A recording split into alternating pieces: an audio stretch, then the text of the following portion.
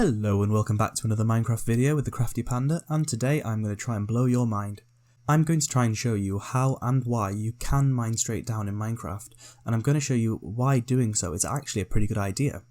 Now I know, do not dig down is the #1 rule in Minecraft, but I'm going to test two methods side by side and show you why I think digging straight down, if done in the right way, is the best way to start a new mine in Minecraft.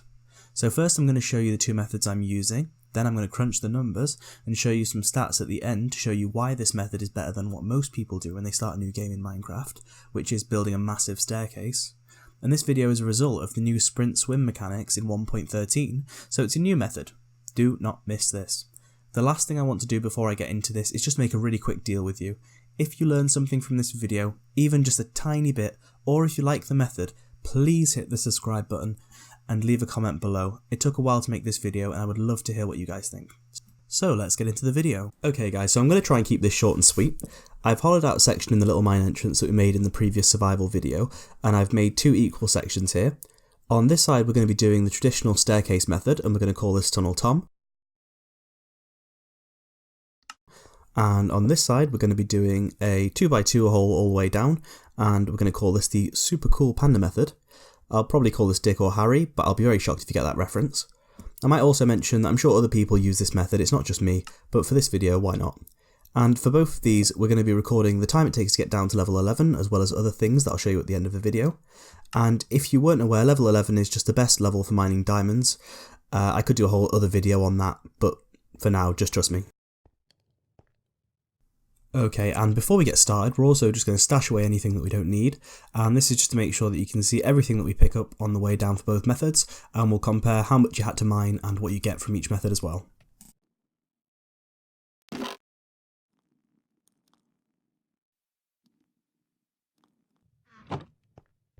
Okay, and I'm going to start with some cobblestone, just 44 here, and the reason for that is just in case we come across any caverns and we need to sort of box ourselves in.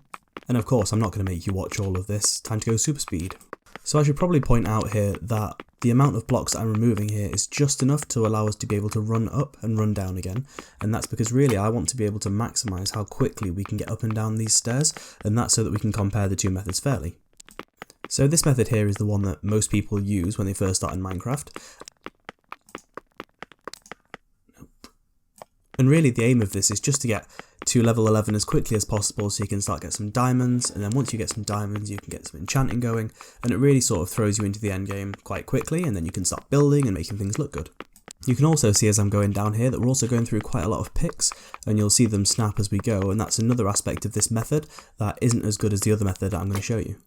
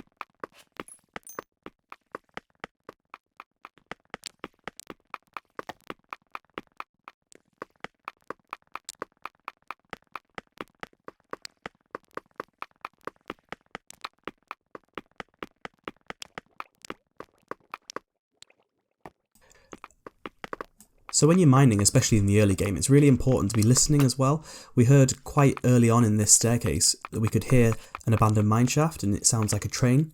So we sort of knew this was coming, so it's not really a great shock. But all I've done is I've blocked up as quickly as I can so that we can get down to level 11 as quickly as possible. And I also took a little bit of time off the final score for this just to make it a bit fairer. That said, the staircase method is also going to be more likely to lead you into something like a cavern because you're covering a lot more blocks and a lot more space. So I'm just making this area just a little bit safer so that next time we come down here we don't have to worry about any monsters being around, and we can actually start to kind of mine out a bit safer. Okay, and now we've got the long jump back up to the top.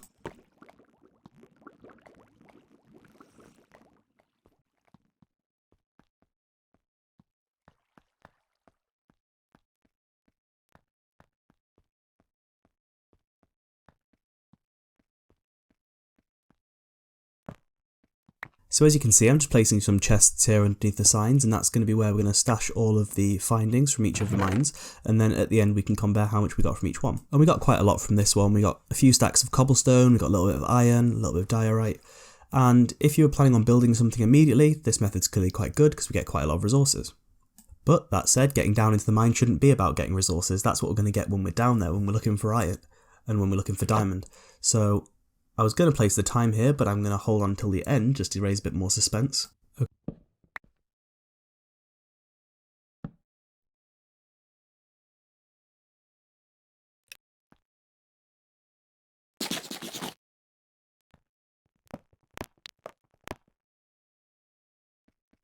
Okay, so I was going to start the other side, but then I realised I didn't have any spare picks, so I'm just quickly making another one, and then we'll start on the 2x2.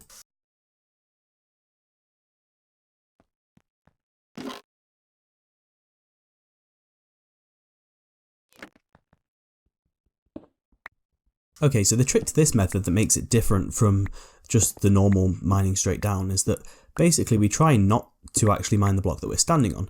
So we'll hover over one block and we'll mine down all the way around us. If there's no lava in any of those, it's pretty unlikely there's going to be any underneath us, so we're kind of okay to mine down a little bit. Now, at this level it doesn't really matter, but as we get deeper down into the mine, we're going to start maybe hanging on the ladder while we mine the blocks below us. That means that even if it is lava, we won't fall in, because we're going to be sitting on a ladder. But of course, being on a ladder, it does mean that it is slower to mine. So at the moment, I am just taking a little bit of a risk, but realistically, there's not really any risk, unless there was very, very, very small chance that we sort of just fell through a tiny hole. But this method I've used many, many times, and it makes very little difference. Now what I've done here is I've just dug out a hole in the wall to put a torch in, and you'll see why I've done that later on as opposed to just placing it on the wall itself. But that's quite a cool trick as part of this method. And again, I'm just going to speed this up now because you don't need to see this go all the way down to level 11, but you'll get the idea. Again, one of the biggest indicators that there's going to be lava is that we'd hear it first, so I'm always listening out for lava as I'm digging down like this.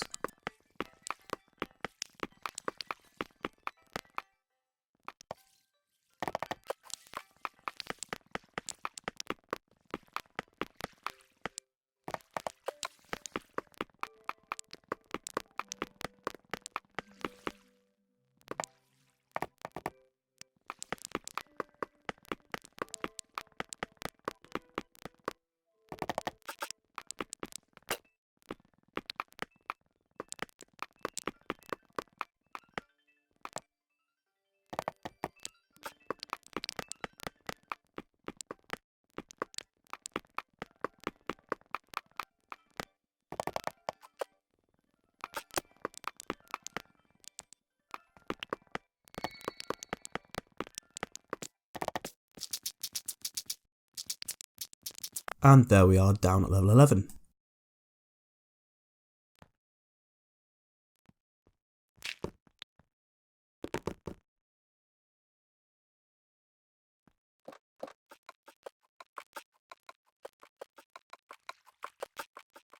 Okay, so we've got our two mines. Now I'm going to do a couple more tests, such as going down and coming back up and timing how long it takes to go down and up on each one. And I'm also going to show you what I got from that mining session and put it in its box. And as you can see already, there's substantially less there. But let's see how the numbers work out.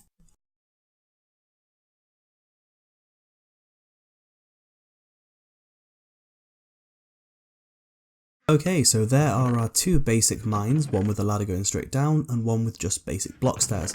But this isn't realistically what we would do, so what we're going to do now is make them slightly better. So for the one on the right hand side, I'm going to place stairs all the way up it, and for this one, I am going to get one water source block and drop it. I've got my bucket of water, I'm going to place it here. And there's no great trick to this, I've just placed it one below where I would normally stand, and it's just so that I can jump in. And I realise I left the times on these signs, but that's sort of on purpose because I want to go into this a little bit more when I go into the stats at the end there. Okay, so now I'm just going to run those tests again. How quickly can I run up? How quickly can I run down?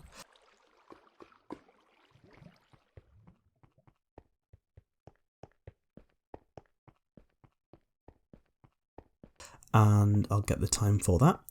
And then I'm going to show you the water method right this moment. So we're not just going to jump in the water and sit down. What we're going to do is point straight downwards and double tap forward to sprint swim, and also hold shift, which is going to make us travel even faster downwards, and that will get us there much quicker. And on the way back up, we're going to do the same thing. We're just going to face a wall, and then we're going to sprint against the wall, and that's going to take us straight up. And if you hold spacebar, we'll go even faster. And you can see here the torches are embedded into the wall, so they've not been knocked away by the water, and that's why we hit them.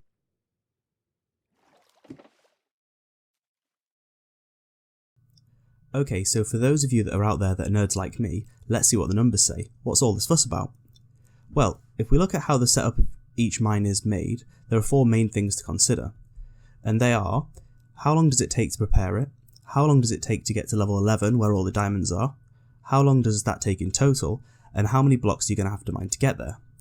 So, how long does it take to prep? Well, for the ladders it took 1 minute 58 to collect the wood and to turn it into ladders. To make the stairs once we'd finished mining it took 1:56, so almost exactly the same. To dig down to level 11 itself, it took 8 minutes 51 for the traditional method and 5 minutes 16 with the 2x2 method, and that difference is massive, but let's not jump to any conclusions just yet. In total, it means that preparing a mine and getting to the point where you're ready to look for those sweet diamonds takes 7 minutes 14 with the 2x2 method and 11 minutes for the traditional method, or just shy of. And what I think is the most surprising thing here is the amount of blocks that you'll have to mine is almost double with the diagonal way down. Now for those of you that are budding scientists, you might think, well, you like your way and maybe you mined faster. And you would be right. On the 2x2, I was mining at just over 2 blocks per second, and on the stairs it was about 1.82 blocks per second. But that's just because it's easier to mine straight down, blocks are never out of reach and things like that. But for argument's sake, let's say I was mining at exactly the same speed. If we adjust the speed so that they're exactly the same rate, what we find is that the 2x2 method is about 30% faster than the method that most people use when starting a mine in Minecraft. Now you might be thinking, hang on Panda, you chunky monochromatic rascal. I'm an intellectual, and as an intellectual I know that it's quicker to go up the stairs once they're done, and that means in the long run I'm going to save myself loads of time. Well, I thought you might say that, so very quickly, here are the ongoing use figures. So if we just look at the basics, without the water bucket and without the stairs, things are very equal. It's way faster to go up with the ladder, but way slower to go down, unless you like being pancake shaped. If we add the stairs and the water into the equation though, we get a very different picture. What we see is it takes a staggering 8 seconds to swim down, and 8 seconds to come back up again, versus 10 seconds to run downstairs, and 12 seconds to run back up. That means that we're coming up 20% faster, and going down 25% faster. So why should you care? Well, maybe you shouldn't, but you'll get down into a mine much faster than other people, and you won't be stuck in a long staircase. It's cool, other people don't do it as much, it's consistently faster, and let's face it, running up a long staircase is more boring than videos about Minecraft statistics. So that's everything I wanted to cover in this video. If you are surprised that mining down is actually a pretty great idea when done in the right way, like and subscribe to the channel. If you really loved it, ring the bell, and I'll try and make more videos like this. And if you don't fancy doing any of that, then just leave me a comment below. It's nice to know that people are watching and just to see what you thought of the video. Also, let me know what you think about the new entry video for the channel. It took me ages to make it, and it's the first animation I've ever done, but it will be interesting to hear what you think. And why not check out some of the other videos? They're not quite as good, because today's when I got the new mic, and also a RAM upgrade, but they pass time. Thanks for watching, and I'll see you next time.